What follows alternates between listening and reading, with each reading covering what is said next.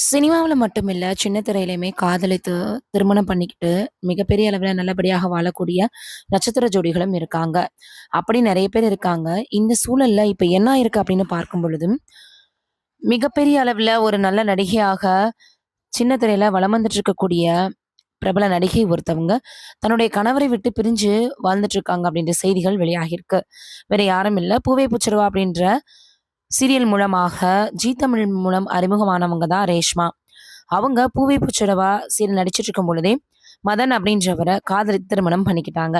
இருவருமே காதலித்து திருமணம் பண்ணிக்கிட்டாங்க. எப்பொழுதுமே ஒரு சின்ன சின்ன ஃபங்ஷனுக்கு கூட 2 பேரும் ஒண்ணா நின்னு ஃபோட்டோ எடுத்து ஷேர் பண்ணி பதிவிடுவாங்க. ஆனா, இந்த வருடம் இவ்வளவு மாதங்கள் கடந்தும் கூட அவங்க எதுவுமே ஷேர் பண்ணவும் இல்லையாம்.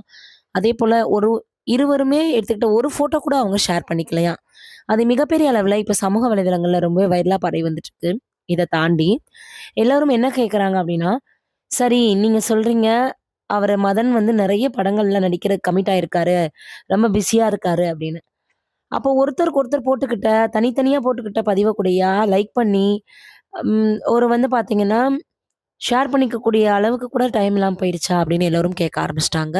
அதோட மட்டும் இல்லாம மதன் அவர்கள் என்ன சொல்லியிருக்காரு அப்படின்னா, "ஏன் நீங்க வந்து சின்ன சின்ன விஷயத்துல இவ்ளோ சீரியஸ் ஆக்கி, அந்த நெகட்டிவிட்டிய ஸ்ப்ரெட் பண்ணி, அத ட்ரெண்ட் ஆக்கி வரீங்க. தயவுசெய்து அத பண்ணாதீங்க." அப்படின்னு சொல்லி ரசிகர்களிடம் ரெக்வெஸ்ட் பண்ணியிருக்காராம். ஆக மொத்தத்துல தனித்தனியா அவர் பொங்கல் கொண்டாடின மாதிரி சில ஃபோட்டோக்கள கூட வெளியிட்டிருந்தாராம். அத பார்த்துட்டு என்ன ஆச்சு?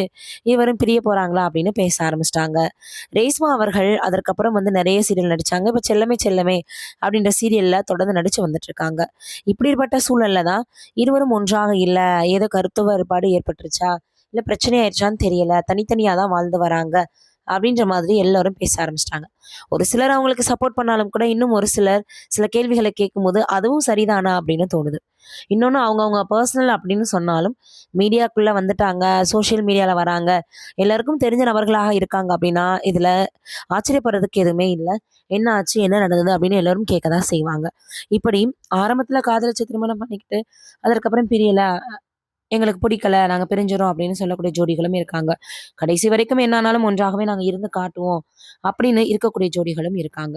இந்த சூழல்ல இப்ப இவங்க 2 பேருமே பிரிஞ்சுட்டாங்களா? இல்ல ஒண்ணா தான் இருக்காங்களா? அப்படின்னு எல்லாரும் பேச ஆரம்பிச்சுட்டாங்க.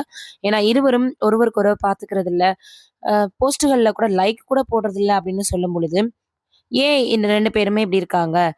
ஏன் ஓப்பனா சொல்லல? அப்படின்னு எல்லோருமே கேட்க ஆரம்பிச்சுட்டாங்க. ஆக மொத்தத்துல பிடிக்கலன்னு கூட பிரிஞ்சிருப்பாங்க.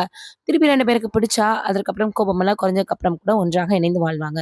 "இதுல உங்களுக்கு என்னடா வலிக்குது?" அப்படின்னு சொல்லக்கூடிய அவங்களுக்கு சார்பாக பேசக்கூடிய ஆட்களும் இருக்காங்க.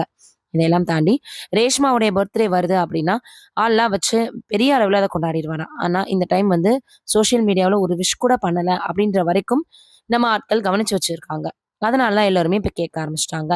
ஆக மொத்தத்துல 2 பேருமே ஏதாவது சொன்னா தான் தெரியும். இல்ல அவங்களுக்குள்ள என்ன பிரச்சனை அப்படின்றது நம்மளுக்கு தெரியாது. நீங்க என்ன நினைக்கிறீங்க இத பற்றின்றத மறக்காம கமெண்ட்ல சொல்லுங்க.